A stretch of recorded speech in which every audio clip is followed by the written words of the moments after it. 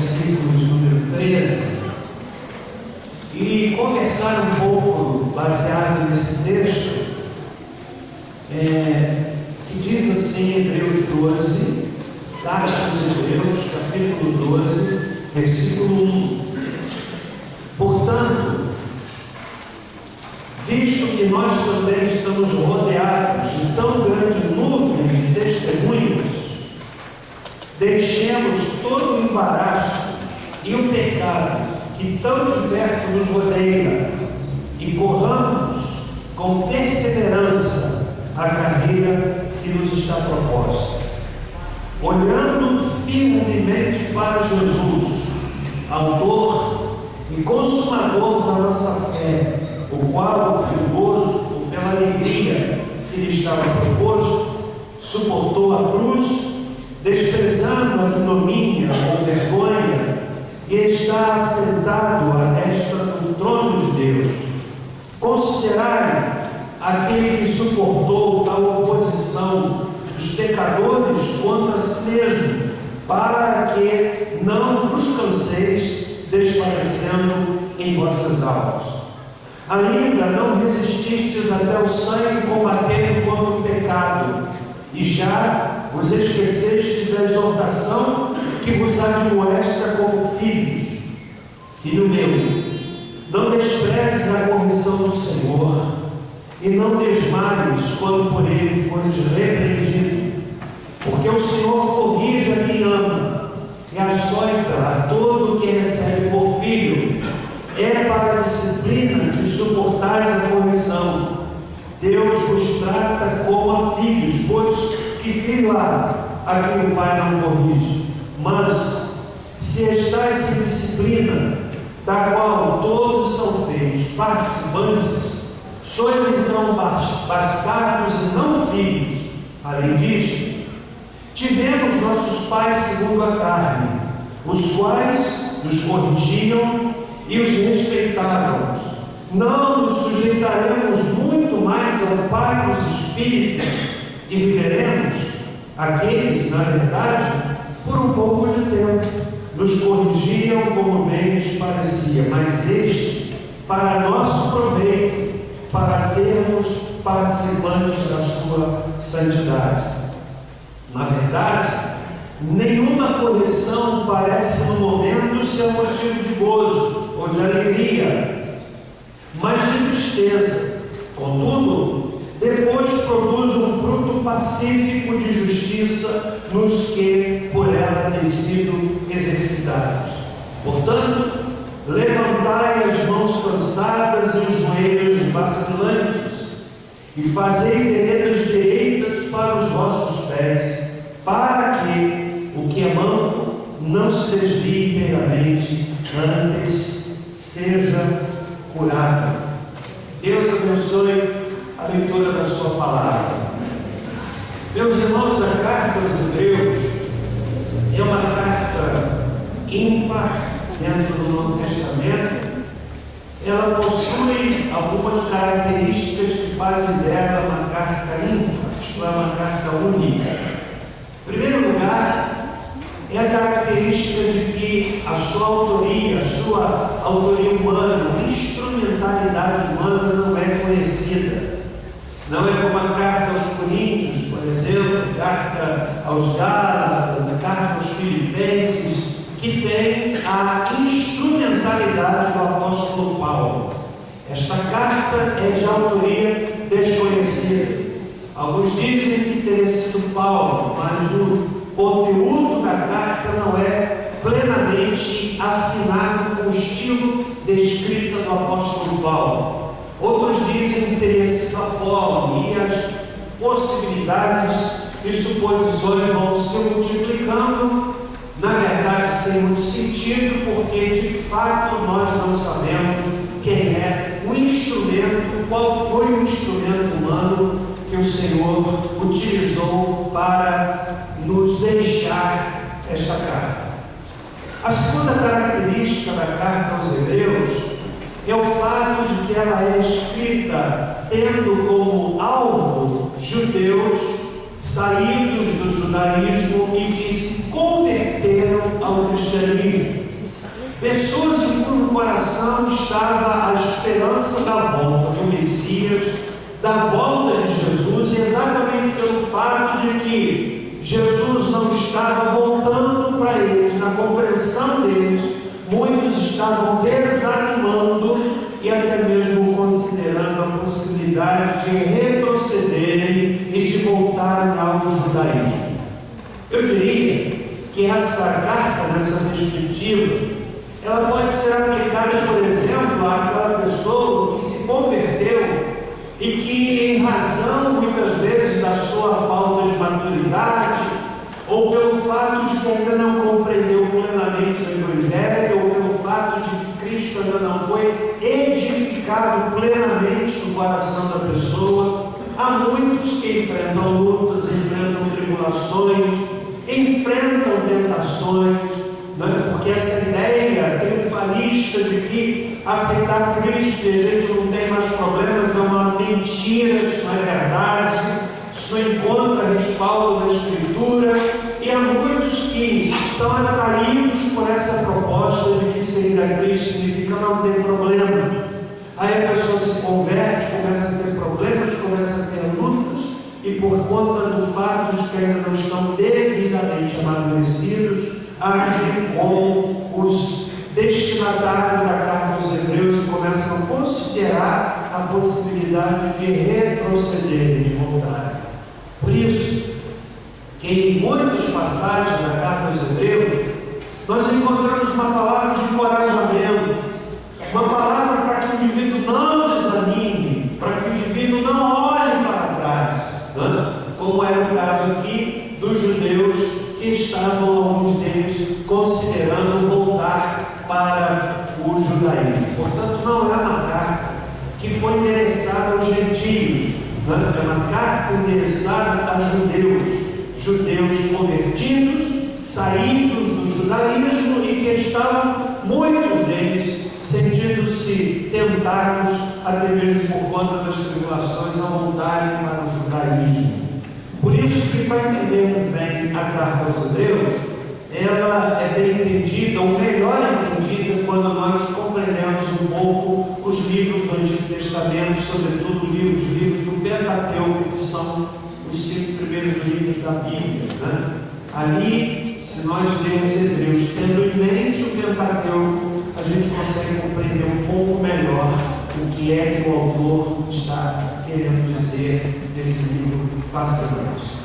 Posto isto, eu quero, meus irmãos, destacar nesse texto de livro pelo menos 6 verdades que devem nortear a nossa vida, que, não obstante não sermos judeus, mas as lutas que enfrentamos são lutas que qualquer cristão enfrenta, qualquer cristão enfrenta.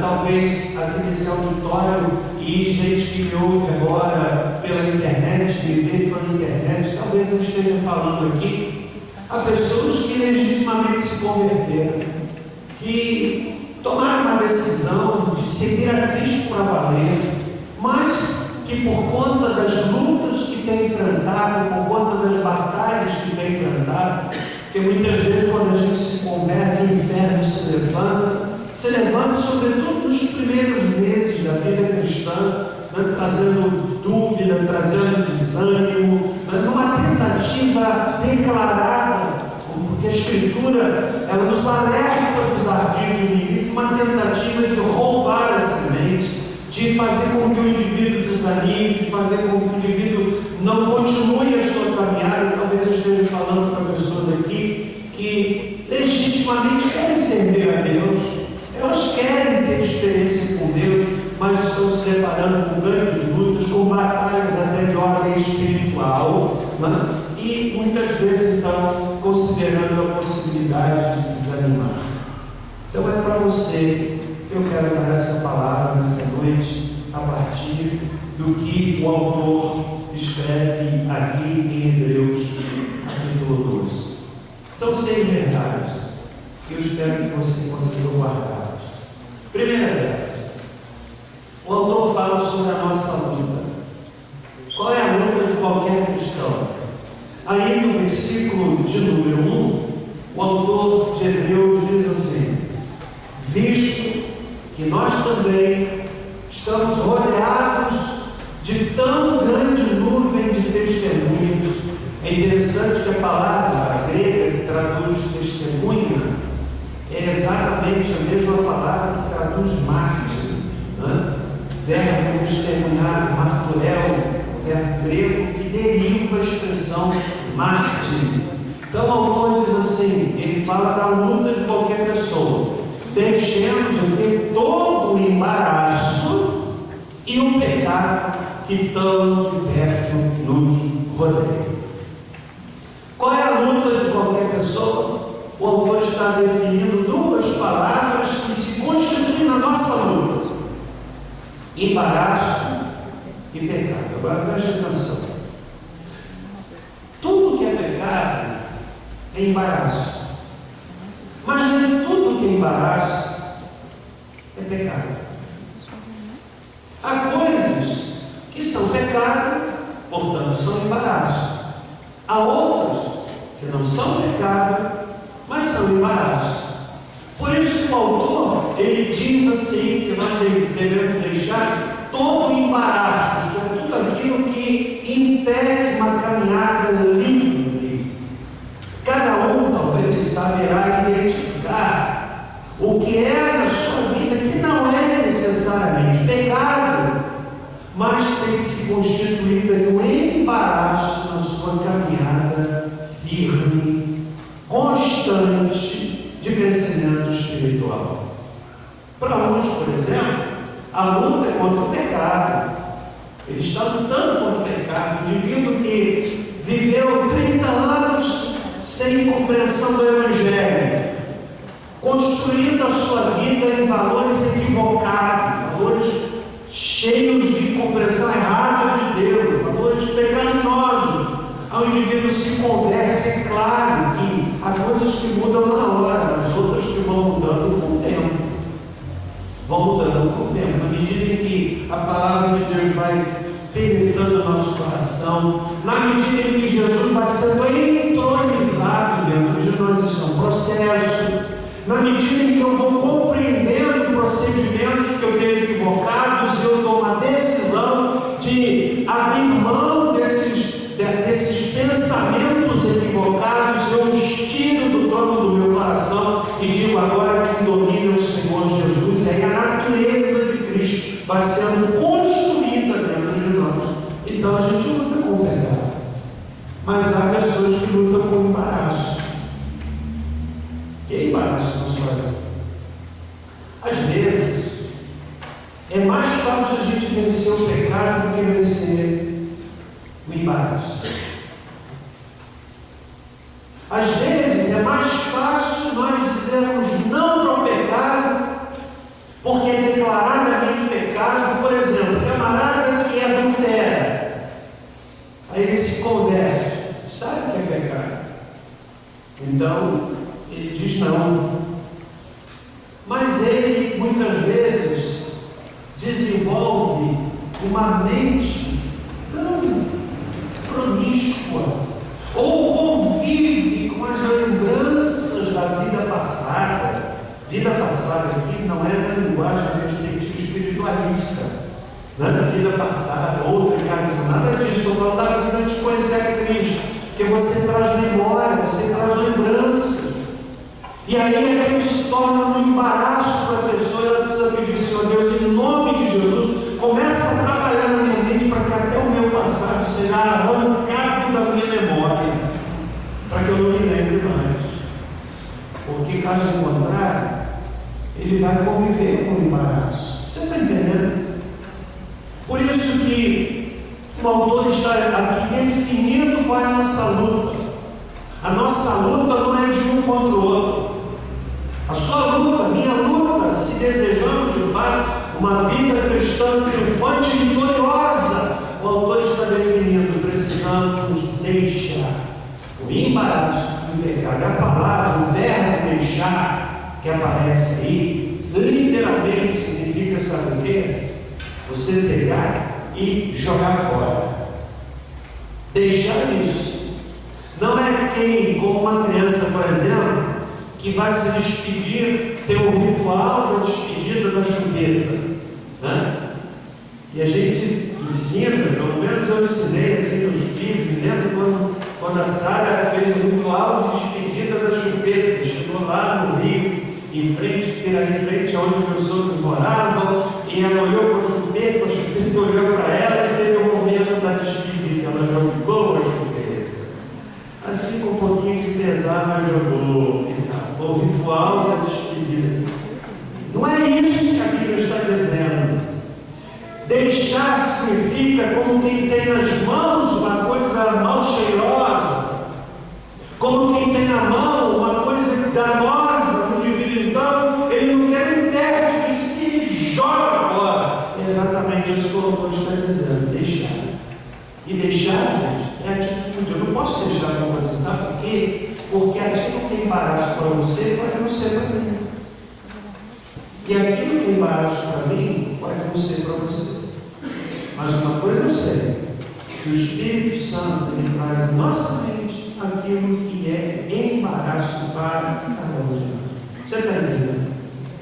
Então essa é a nossa luta. Segundo lugar, o texto, segunda verdade que eu vejo aí no texto, é que ele fala da nossa perseverança. Primeiro eu preciso deixar. Segundo eu preciso perseverar. Corramos com perseverança, com firmeza, a carreira que nos está proposta. Quando eu vejo o atletismo, os corredores, eu vejo que eles não começam dando toda a velocidade. Você vê os maratonistas, dia 31 de dezembro, assisti um pouquinho da corrida São Silvestre. É interessante ver como é que os camaradas magros lá da África dão um banho nos europeus, nos ocidentais. Aqueles meninos, carinha fria, não é verdade? E vão na corrida e começa. Aí tem aquela montanha, tem muita gente que vai lá para aparecer lá fantasiado, não é verdade? Não são corredores. Aí tem um pelotão na frente, aí vem. E pessoal, me chama a atenção, sabe o que é? É que eles têm uma velocidade durante o percurso constante. Se o indivíduo quiser tirar onda, né, sai na foto, ele começa a corrida, no momento que dá a largada, ele dá tudo de 100, tira a foto, está em primeiro lugar. Mas daqui a pouco a corrida vai, aí vem o pessoal. Poxa, vai ficando um, ficando outro. Agora, quando ele avista o alvo, o que é que o indivíduo faz? Diminui a velocidade ou acelera? O que é que o autor está dizendo? É usar essa figura, correr com perseverança. Não faz muito sentido, não há muita eficácia no indivíduo que é movido por arroubos espirituais. Tem uma época que ele está cheio de glória a Deus, aleluia, e pisa na cabeça do diabo, ele sai da frente, ele está na outra época que ele está liberando. Como é que você está, irmão? É o crente que ganha agora. Como é que é o crente que ganha agora? É preferível você ter um crescimento constante. E isso é possível quando se corre com perseverança. Sabe o que é perseverança? É de quem tem um alvo tão fixo, tem um propósito tão fixo, que não se deixa desanimar. Você sabe, irmãos, que um dos grandes problemas dos crentes é o desânimo. E às vezes a gente é tentado a ter uma igreja que mantém os crentes animados. Isso é um perigo tremendo, sabe? Porque isso vicia. Há igrejas que vivem de eventos, tem que ter cantor toda semana, porque os crentes não desanimam, porque não tem essa firmeza de correr com perseverança. O escritor aos Hebreus está falando para os judeus que estavam desanimando. Ele diz assim: ei, meus irmãos, nós temos de lutar lutar contra o pecado, contra o embaraço, ninguém desanime. Nós vamos correr com perseverança a carreira que Ele nos está colocando. Terceiro lugar, sabe o que eu aprendo desse texto aqui, irmãos? Está no verso 2, o texto nos fala do nosso alvo. Primeiro, nos fala da nossa luta, nos fala da nossa perseverança. Em terceiro lugar, o texto fala do nosso alvo, que está no versículo de número 2. Qual é o alvo que nos mantém sempre firmes? Olhando para Jesus. Na minha tradução diz assim: olhando firmemente para Jesus, autor e consumador da nossa fé, o qual, pelo gozo, pela alegria que estava proposto lá na eternidade, no céu, o que ele fez? Suportou a cruz, desprezando a ignomínia, a vergonha. E o texto até nos ensina onde é que Jesus está, assentado à destra do trono de Deus. Qual é o nosso alvo? Qual é a nossa meta? Qual é o nosso marco? Olhando para Jesus, olhando firmemente para Jesus. Se nós deixarmos de olhar para Jesus, nós desanimamos. Sim ou não? Comece a olhar para o irmão ao seu lado. Comece a olhar para a igreja. O que é que leva as pessoas às vezes a desanimarem da igreja, deixar a igreja? Porque estão olhando para a igreja tentando vê-la como um lugar de pessoas perfeitas, se equivoca. Eu recebo no gabinete de pessoas, e tenho tido até várias que têm dito: pastor, eu quero me batizar. E eu digo para elas: olha, você não venha pensando que está vindo para uma igreja perfeita. O que eu quero dizer para você é que nós queremos alcançar o alvo, mas somos uma igreja constituída de gente falha. Precisamos ficar os olhos em Jesus, autor e consumador da nossa fé. Esse é o nosso alvo. Qual é o seu alvo? Sabe qual é o meu alvo? De vida. Eu quero me tornar semelhante a Jesus. Às vezes eu me deparo com algumas fraquezas minhas e digo: meu Deus, estou tão longe. Mas sabe, eu quero morrer tentando. Quero morrer tentando. Fitamos os olhos em Jesus. Fitamos os olhos em Jesus, olhando firmemente para Ele. E quando a gente fita os olhos, olha firmemente para uma coisa, você não vê as coisas que estão ao redor. Não é verdade? Às vezes eu brigo com a minha esposa, eu brigo com ela e digo assim: eu tenho treinamento, não sei o que, eu vier para lá, para brincadeira com ela. Aí eu olho e digo assim: você pode fazer qualquer coisa que eu vejo. Aí ela mexe lá: se eu sei que você está fazendo tal coisa e tal, está deixando teu rosto, tal. Porque na verdade eu estou olhando lá, mas não estou fito lá. Eu estou olhando para lá, mas eu estou vendo que o Leandro mexeu a cabeça agora, faz a mão na cabeça, já tirou. Por quê? Eu não estou fito lá, estou olhando firme. Está entendendo? Agora, quando você está olhando firmemente, você não é distraído por nada ao seu redor. Quando você não está olhando firmemente, você fala: estou olhando, tirou a mão na cabeça. Porque a gente tem um campo de visão. Você vai fazer um exame, como eu fiz semana passada, então biometria visual. Aí o médico diz assim: cada vez que você vê um pontinho, você fala, você aperta o botão, e vem fraquinho, aqui, tá, exatamente para ver qual é a sua capacidade, qual é o campo visual. O que o autor está dizendo não é campimetria, é fixação. Fitando os olhos em Jesus. Fitando os olhos em Jesus. Quem olha para Jesus não desanima. Amém? Está dando para entender, irmão? Gente, eu estou no terceiro ponto de 5 minutos. Vamos lá. O que eu aprendo nesse texto? Em quarto lugar, a nossa inspiração. falei da nossa luta, falei da nossa perseverança, do nosso alvo. Qual é a nossa inspiração?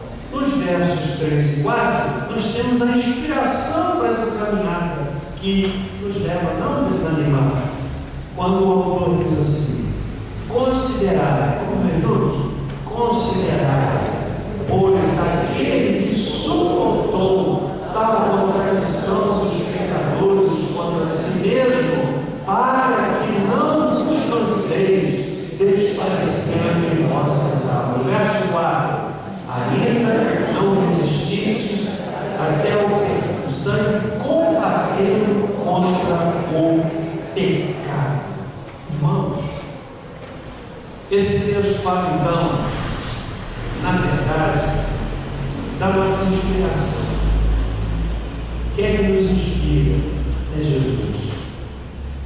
Quando o autor diz considerar, considera significa, olha, meditem, prestem bem atenção, tomem como referência, aprendam como, né? Aquele que suportou tal contradição dos pecadores contra si mesmo, para que não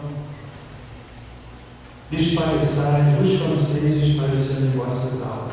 Porque o propósito da carta é exatamente encorajar o judeu a não desanimar. E serve para você. Não desanime, olha para Jesus, foi isso que ele venceu. Enfrentar a cruz, que era uma morte não só vergonhosa, não só maldita do ponto de vista religioso, mas era dolorosa. E Jesus enfrentou a cruz por você e por mim. Então isso, meu irmão, nos inspira. Nos inspira. Se deixarmos de lado isso, banalizamos a nossa própria vida.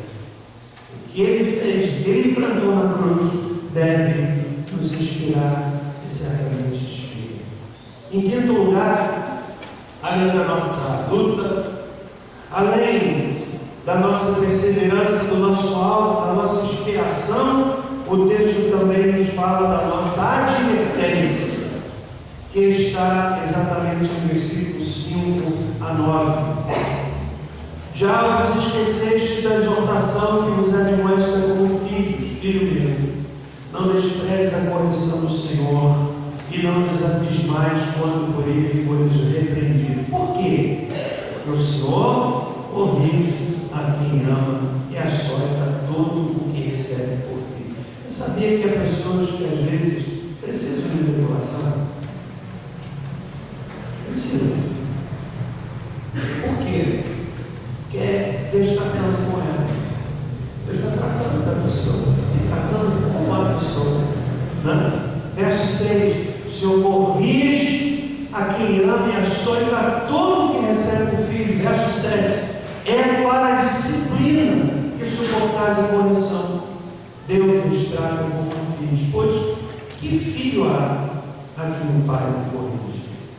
Mas se estás em disciplina, da qual todos são feitos participantes, sois então bastardos e não filhos. Além disto, tivemos nossos pais segundo a carne, os quais nos corrigiam e os respeitávamos. Não nos sujeitaremos muito mais ao Pai dos Espíritos e viveremos. Então o texto fala da advertência de que nessa caminhada, muitas vezes nós passamos e somos disciplinados. Porque Deus nos ama e corrige. Há coisas que Deus precisou tratar em mim. E muitas vezes tratar em mim através de pessoas, usando pessoas. Há um autor, um livro que eu não me lembro agora o nome dele, eu não tenho em casa. O autor diz o seguinte, que muitas vezes as pessoas, Deus usa as pessoas para serem lixas, para nos punir. Às vezes não, mas Ele trata, Ele trata, Ele trata. Então o texto nos fala da nossa, na verdade, advertência, né? E por fim, eu vejo aqui o verso 10, o verso de número 13, nosso consolo. Qual é o consolo que a gente tem? Vamos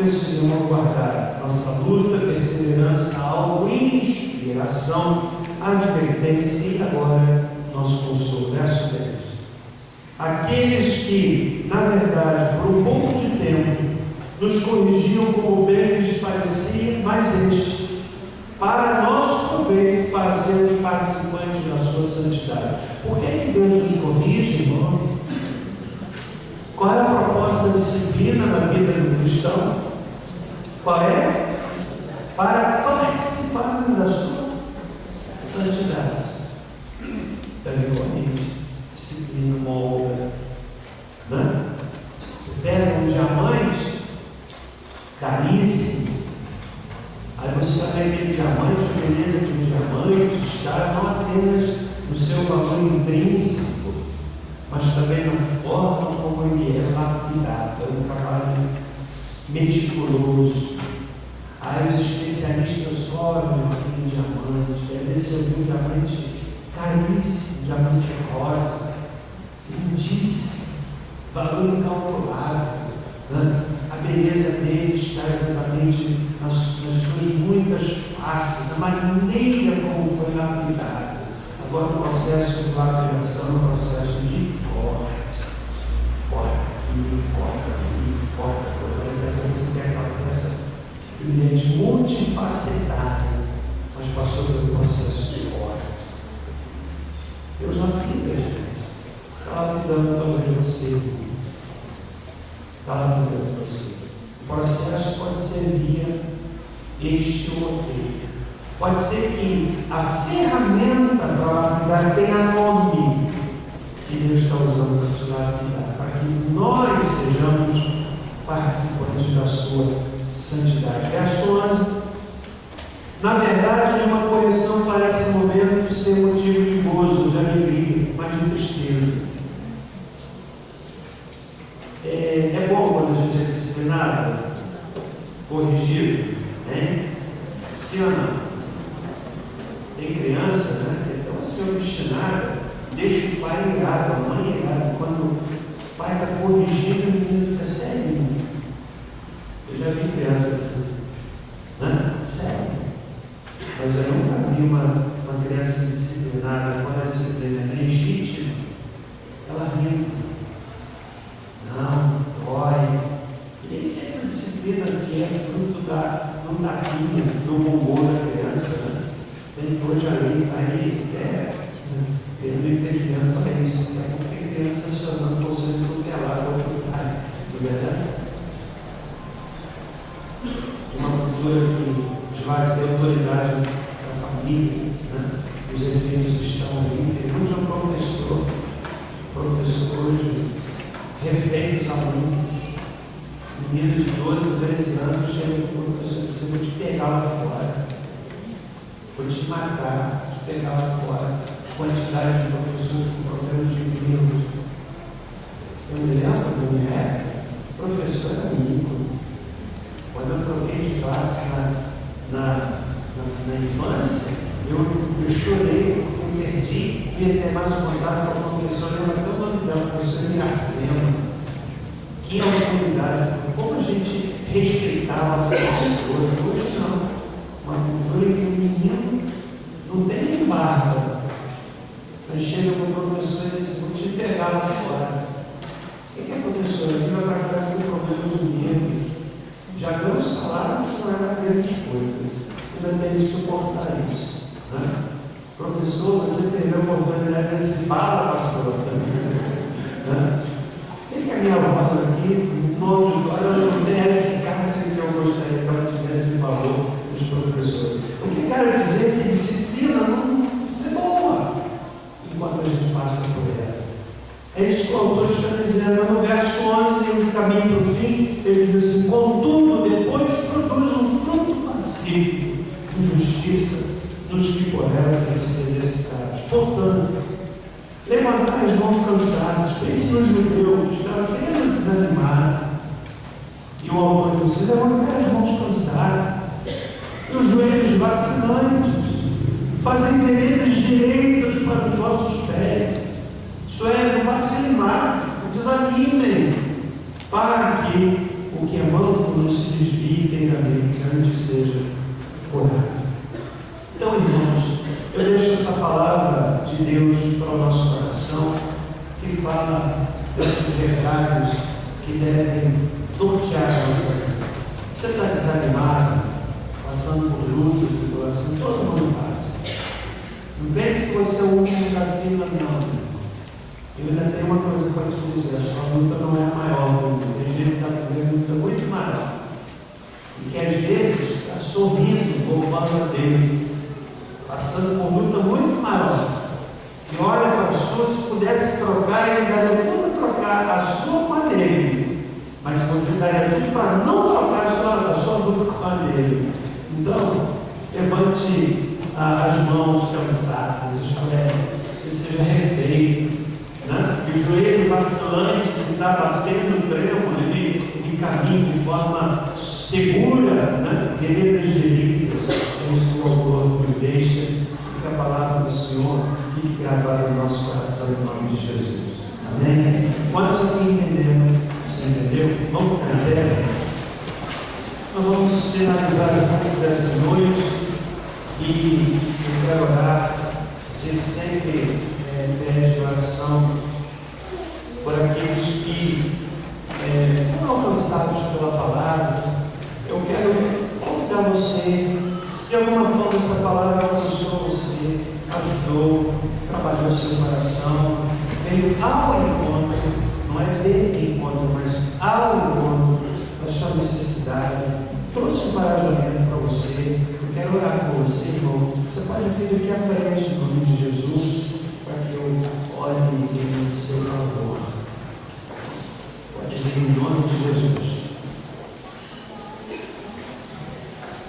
E não se furte de vir à frente às vezes que você for convidado, se Deus falar o seu coração. Se não falar para ir, para vir à frente, não é. Mas eu quero dizer para você que é muito importante esse momento, né? Eu não vou à frente porque já fui no livro. Tem nada a ver.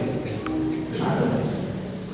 Você está dizendo, eu tenho uma necessidade, a palavra me alcançou, eu quero que alguém ore por mim, especificamente. Nós vamos orar nesse momento, em nome de Jesus. Senhor Deus, querido e Pai, nós entendemos que a edificação ela vem de muitas maneiras. Ela vem através do louvor, que fala sobretudo na dimensão emocional de cada um de nós. Nós somos edificados quando oramos uns pelos outros, mas sobretudo nós somos edificados quando ouvimos a palavra do Senhor. Porque a palavra diz, ela dá testemunho de si mesma, dizendo que a fé vem pelo ouvir a palavra. O que a gente canta edifica a nossa emoção. Choramos, a melodia penetra o nosso ser, provoca lágrimas. Quantas vezes eu me emociono cantando? Mas a verdade é que a edificação, solidez, vem pela ministração da palavra. Porque é dito dela, pelo apóstolo Paulo, que ela é a espada do Espírito. Eu oro para que a palavra ministrada possa penetrar com profundidade em cada coração, renovando, fortalecendo, confrontando, para além até mesmo das palavras do pregador, que ela, na ação do Espírito, possa demolir pensamentos equivocados, possa lapidar nosso coração, possa nos confrontar e nos exortar a que abandonemos o pecado e também todo embaraço que muitas vezes tenta enredar os nossos pés. Cada um aqui pode ser conscientizado pelo Espírito Santo acerca daquilo que é o seu embaraço. Pai,